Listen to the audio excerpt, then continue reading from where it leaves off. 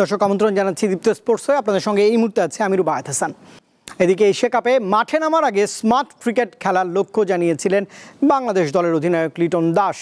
শ্রীলঙ্কার বিপক্ষে হারের পরও জাকির আলী অনেক বলছেন চ্যাম্পিয়ন হওয়ার কথা।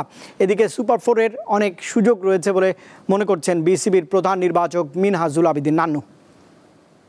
এইভাবে এত বাজেভাবে আমরা হারবো এটা কখনো চিন্তায় আসেনি।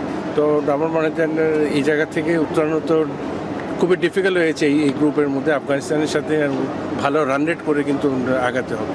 তো আমার মনে হয় যে শ্রীলঙ্কার সাথে আজকের ম্যাচটা যথেষ্ট হতাশাজনক এবং প্লেয়ারদের সব ডিপার্টমেন্টে আমরা ফেল করে দিচ্ছি। হোপ ছাড়ার কোনো প্রশ্নই আসে না। আমরা ম্যাচ জেতার জন্য খেলবো, ঠিকই একই মেন্টালিটি। এই ম্যাচেও আমরা জিতার মেন্টালিটি নিয়ে আসছিলাম, হয় নাই। নেক্সট ম্যাচে অবশ্যই আমরা জিতার মেন্টালিটি, এছাড়া তো আর কোনো উপায় নেই। আমরা তো টুর্নামেন্টে জাস্ট ম্যাচ খেলতে আসিনি, আমরা ভালো চ্যাম্পিয়ন হওয়ার জন্য আসছি। তো এক ম্যাচ হারাতে এটা ড্রপ করা যাবে না। আমরা অবশ্যই নেক্সট ম্যাচ আমরা জেতার জন্যই যাব। এশিয়া কাপে হাই ভোল্টেজ ম্যাচ আজ অনুষ্ঠিত হবে, সেটি ভারত এবং পাকিস্তানের মধ্যে দুবাই আন্তর্জাতিক ক্রিকেট স্টেডিয়ামে দু দলের লড়াই হবে বাংলাদেশ সময় রাত 8:30টায়। ফর্মের তুঙ্গে থাকলেও বর্তমানে পাকিস্তান দলটাকে বেশ সমীহ করছে টিম ইন্ডিয়া। অন্যদিকে চাপ থাকলেও সেরা খেলাটাই খেলার প্রত্যাশা ম্যান ইন গ্রিনদের। ভারত পাকিস্তান এ দুটি নামই যথেষ্ট বিশ্ব ক্রিকেটকে নাড়া দিতে। নানা গুঞ্জন আর অনিশ্চয়তা শেষে এবার এশিয়া কাপে মুখোমুখি হচ্ছে দুই চিরপ্রতিদ্বন্দ্বী। দুবাই ইন্টারন্যাশনাল স্টেডিয়ামে লড়াই শুরুর আগেই সাবেক ক্রিকেটার কিংবা সমর্থক সবার মধ্যে উত্তেজনাও তুঙ্গে। এশিয়া কাপের মঞ্চে এ পর্যন্ত বেশ কয়েকবারই হাই ভোল্টেজ ম্যাচ উপহার দিয়েছে দু দল। এই টুর্নামেন্টে দুবাইয়ের মাঠে সর্বশেষ লড়াই হয় 2022 সালে। সেই আসরে সুপার ফোরে ভারতকে হারিয়ে ফাইনালের পথ সহজ করেছিল পাকিস্তান। আবারও সেই একই মাঠে নতুন ইতিহাস রচনা করতে যাচ্ছে দু দল। তবে পরিসংখ্যান কিংবা সাম্প্রতিক পারফরমেন্স বিবেচনায় ভারতকেই এগিয়ে রাখছে। টি-20তে দুই দল মুখোমুখি হয়েছে মোট 13 বার। ভারত জিতেছে 10টিতে, পাকিস্তানের নামের পাশে জয় মাত্র 3টি। ভিন্ন ফরম্যাট হলেও কদিন আগে এই মাঠ থেকে পাওয়া চ্যাম্পিয়ন্স ট্রফির শিরোপা টিম ইন্ডিয়াকে যোগাবে বাড়তি আত্মবিশ্বাস। আমার মনে হয় টি-20 ক্রিকেটে পাকিস্তান এখন পরিণত হয়েছে। আগের বারের চেয়ে এই ম্যাচের চ্যালেঞ্জটা একটু আলাদাই হবে। আমাদের সাবধান থাকতে হবে, তবে আমরা কিভাবে খেলবো সেটা গুরুত্বপূর্ণ। অন্যদিকে এশিয়া কাপে নিজেদের প্রথম ম্যাচে পাকিস্তানও পেয়েছে 93 রানের বড় জয়।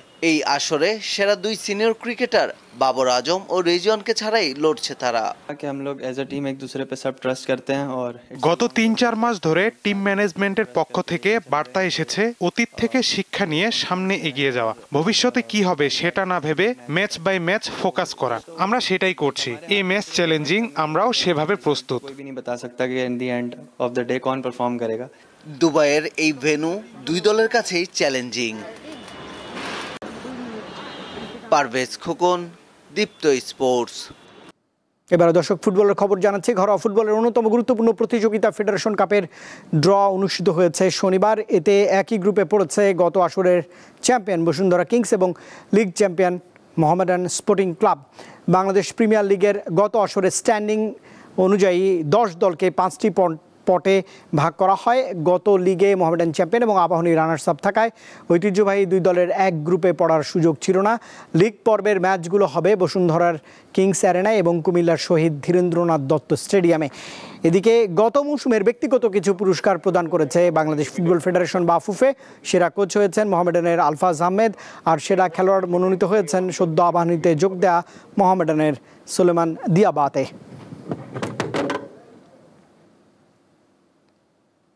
মৌসুমের প্রথম ম্যানচেস্টার ডার্বিতে আজ মুখোমুখি হচ্ছে ম্যানচেস্টার ইউনাইটেড এবং ম্যানচেস্টার সিটি।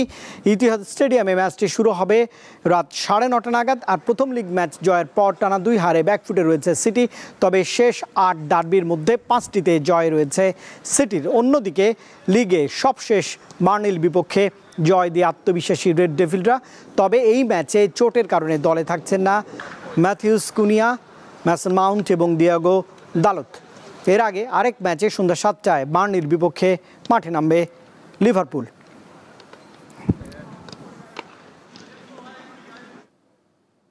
আর দর্শক, এই ছিল আজকের দীপ্ত স্পোর্টসের আয়োজনে দেশ বিদেশের খেলাধুলার নানা রকম খবর পেতে দীপ্ত স্পোর্টসের সঙ্গেই থাকুন আর চোখ রাখুন দীপ্ত টেলিভিশনের ডিজিটাল প্ল্যাটফর্মগুলোতে।